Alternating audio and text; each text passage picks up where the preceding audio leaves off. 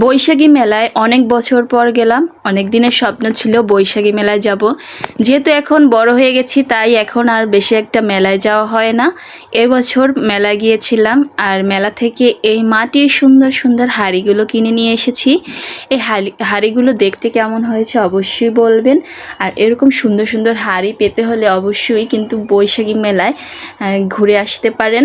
আর এই যে সুন্দর একটা ভাতের পাতিল, তার সাথে কিন্তু ঢাকনাও আছে, আর সাথে আছে একটা মটকা যেটার ভিতরে চাল রাখা যায়, পানিও রাখতে পারেন।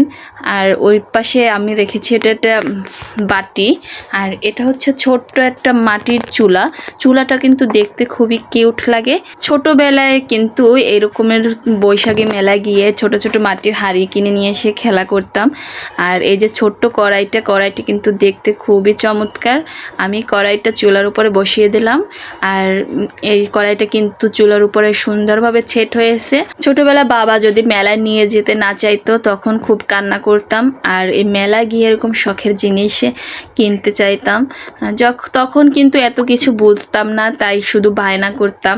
যদিও এখন বড় হওয়ার পর সেই বায়না নেই, কিন্তু শখটা কিন্তু রয়েই গেল। আর এরকমের মিনি কিচেনের জন্য সুন্দর সুন্দর মাটির জিনিস কার না ভালো লাগে বলেন।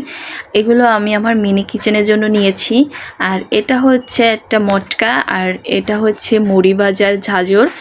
আর এটা দেখতে কিন্তু অনেক সুন্দর, ছোট এবং কিউট। আর এই কিউট জিনিসগুলো এটি কিন্তু আমার মিনি কিচেনের জন্য সব আনা হয়েছে। এই ছোট্ট একটা গ্লাস দেখতে পাচ্ছেন, আর এটা হচ্ছে একটা প্লেট, এই মাটির প্লেট। মেলায় কিন্তু এই জিনিসগুলো খুব অল্প দামেই পাওয়া যায়। এইটা কড়াই মাটির, এটা কিন্তু আমি নিজে হাতে বানিয়েছি। আর এই কড়াইটা কেমন হয়েছে বলেন তো? আসলে এই কড়াইটা অনেক যত্ন করে বানিয়েছি, যদিও আমি চেষ্টা করেছি তাদের মতো করে বানানোর জন্য। মাটির জিনিস কিন্তু আজকাল দেখাই যায় না, আর এটা খুঁজে পাওয়াটাও খুব টাফ ব্যাপার। আর বৈশাখী মেলায় কিন্তু মাটির জিনিসের অভাব থাকে না, আর প্রাইসটাও খুবই কম। আর এই অল্প প্রাইজের মধ্যে আপনি অনেক কিছু কিনতে পারবেন। আর এখানে সব কিছুই পাওয়া যায় আপনার মনের মতো করে। আর আমার এই মিনি কিচেনটা কেমন লাগছে অবশ্যই বলবেন। এই ছোট্ট ছোট্ট হাঁড়ি পাতিলে যখন আমি রান্না করব তখন আসলে দেখতে অনেক চমৎকার লাগবে। সংসার সামলানোর পাশাপাশি এটা হচ্ছে আমার ছোট্ট মিনি কিচেন। আর এই ছোট্ট সংসারটাও কিন্তু আমি সামলাই।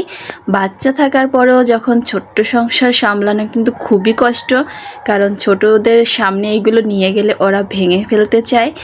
আর এগুলো অনেক যত্ন সহকারে রাখতে হবে যেন ভেঙে না যায়।